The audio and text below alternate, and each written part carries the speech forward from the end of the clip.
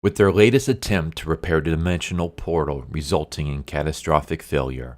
Krang and Hob decide the best way to achieve their ends, bringing both Shredder and the Pantheon, is to steal the portable dimensional window from the Teenage Mutant Ninja Turtles. Yeah, this is Teenage Mutant Ninja Turtles Saturday Morning Adventures Continued, issue number 25 from IDW, and we get the return of Lotus Blossom.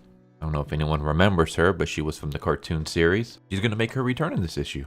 So we start off with the Turtles watching wrestling. Apparently it's some event called WrestleToberfest, where a wrestling event happens every day for the entire week, which sounds pretty awesome as a big wrestling fan.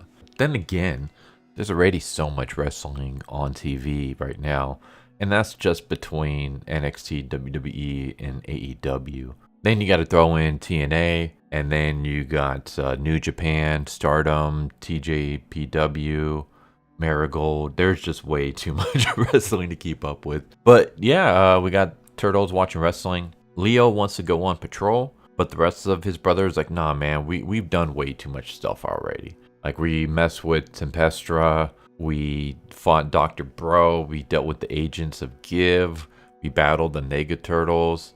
That was just in the past few weeks. We need a break, man. Let's just watch some wrestling and just, if something serious happens, April will call us. But Leo's like, whatever, I'm gonna go patrol. So he decides to go patrol on his own, and I'm gonna be skipping some stuff.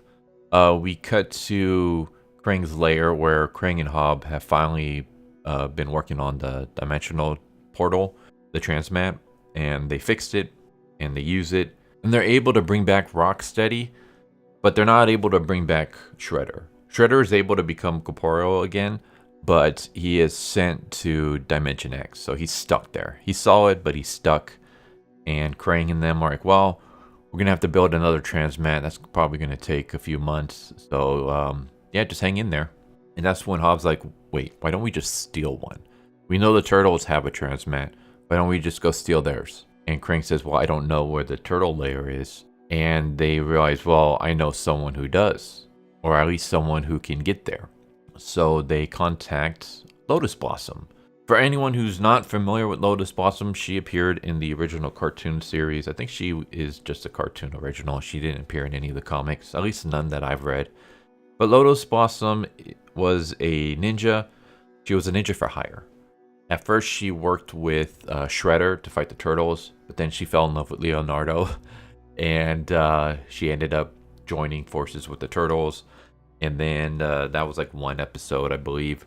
Then there was another episode where she appeared, and there was this guy who like assumed that, like, he saw Lotus Blossom and he thought it was like his wife brought back to life, like his wife reincarnated, but it turned out that it wasn't.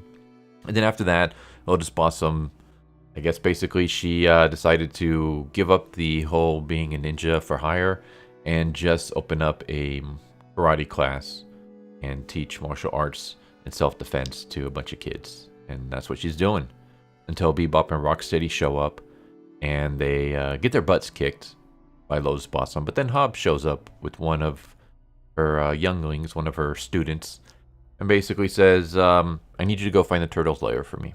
I need you to go in there, and if you don't, then we're going to go after your students.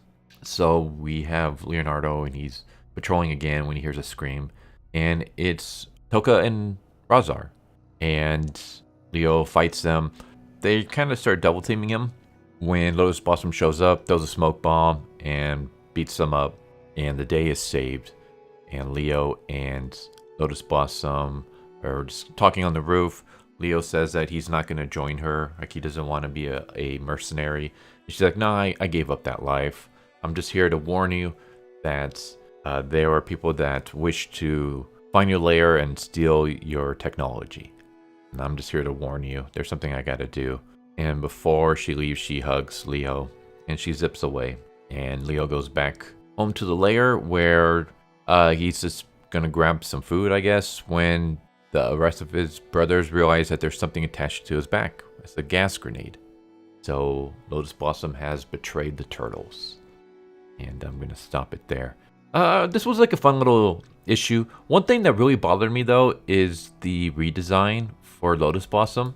The hairstyle that they gave her here, she looks way too much like April. In fact, when I first saw this cover, I had no idea this was Lotus Blossom.